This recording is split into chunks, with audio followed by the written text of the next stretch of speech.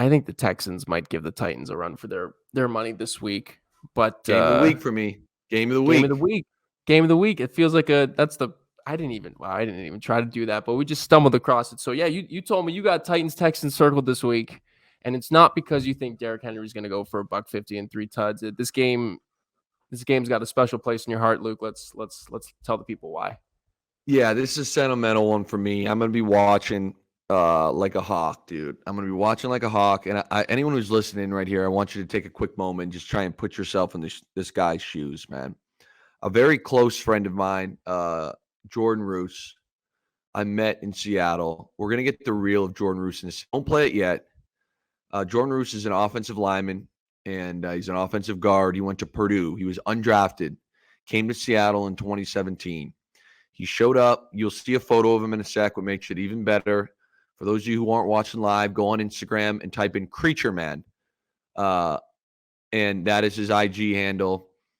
He walked in with, the Canadians will love this. He walked in. Me and Jimmy Graham are pretty tight this year. Love picking on rookies. And he had, I believe, cinch inseam Lululemon shorts and what I like to call a men's medium Lululemon tank top on. And I went right up to him. I'm like, bro, who the fuck are you? And of course, he's a rookie. Myself, not that I was anywhere near the fame and glory Jimmy Graham was, but the time I had, played a little bit, I think I was coming off a couple pretty good years, probably in the peak of my career. And we got Jimmy Graham there, who was the best tight end in the NFL, and we're sitting there ripping on him, and he handled it so well. And I'm like, bro, you're not even a human being. You're like a creature. It's the Creature Man. Like, who's this stupid ass undrafted rookie?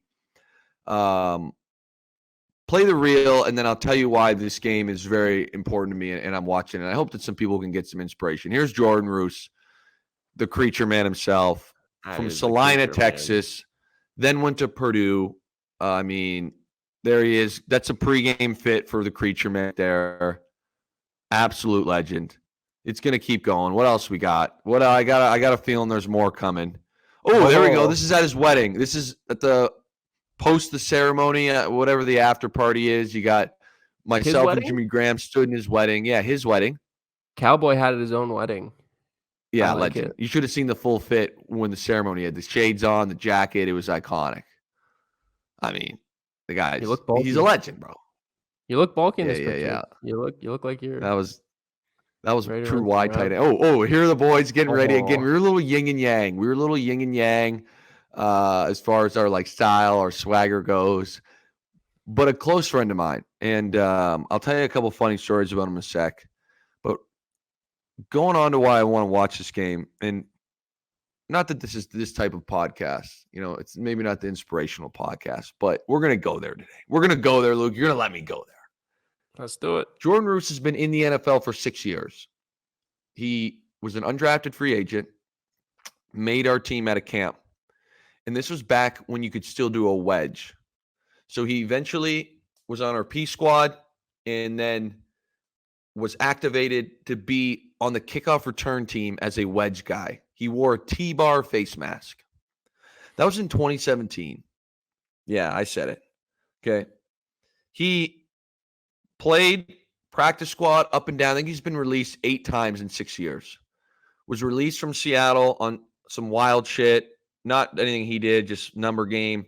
In 2019, I was training with him. He had no team that whole offseason. The dying moment of camp, signed on with the Raiders, went through all camp with the Raiders, was released at the end, still stuck with it. And now you're pushing that like I'm an older guy. They'll give younger guy chances. That year in 2020, he was also in the Patriots for about a month, was released there. 2021 comes around, bleak situation, looks like it might be done. He's still grinding. He's keeping his body in shape. He's ready to rumble. Practice squad all year with the Titans. That was year 5. 2022, this man, P squad, I was in touch with him grinding. 6 fucking years, bro. 6 years. He was on the active roster, I believe, for 18 games. I don't know if as many stats as far as the NFL goes, playing offensive line. This Sunday, he is starting his first game. And again, Luke, where my head goes with this shit is like, Any sport, any line of work, bro. Yeah. 6 fucking years. This dude has been grinding, dude. People tell him no. People, no, bro.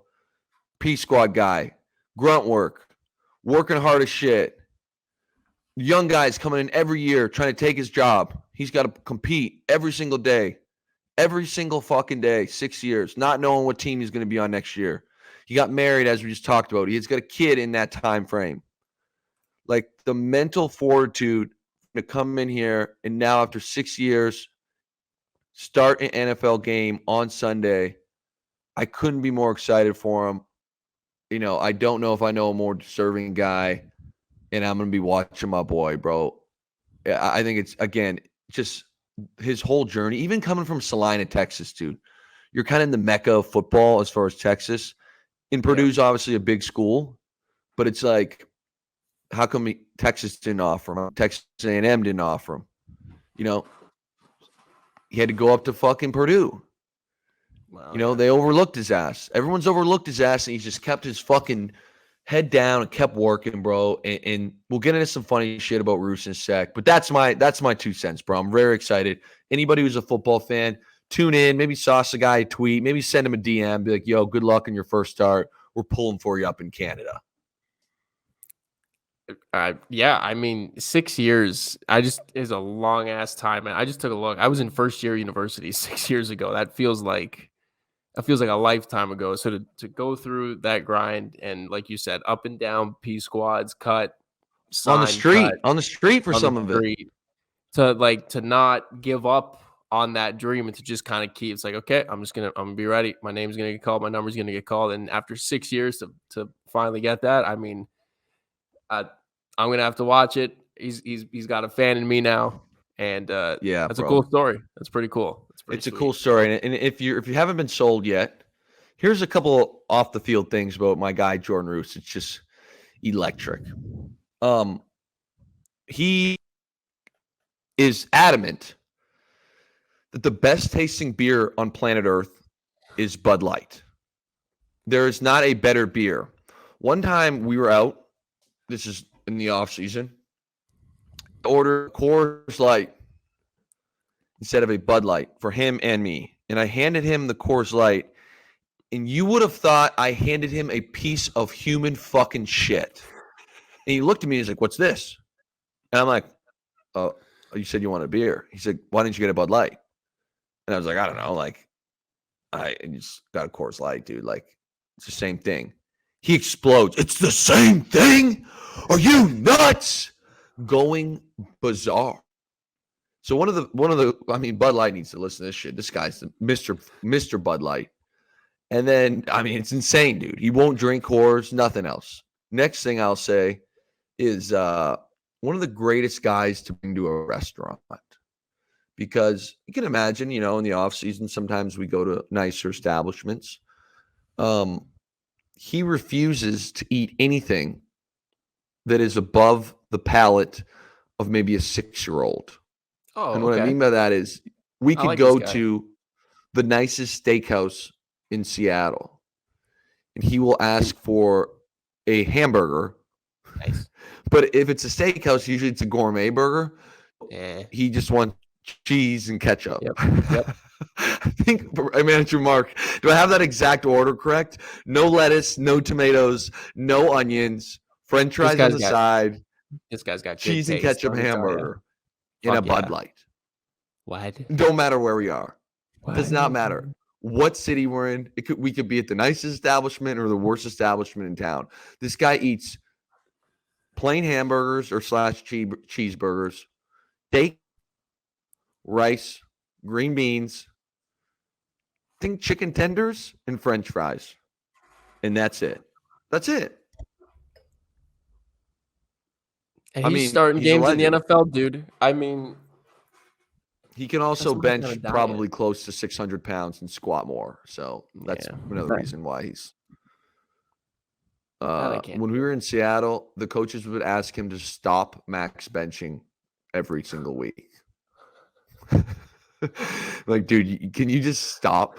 Like, every day you come in here and you load up the bench press and you put on straps and you bench. And it's like if he's not doing a 1 rep max, he's doing a 3 rep max.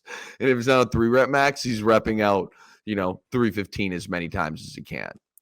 And he's probably one of the strongest bench pressers in the NFL.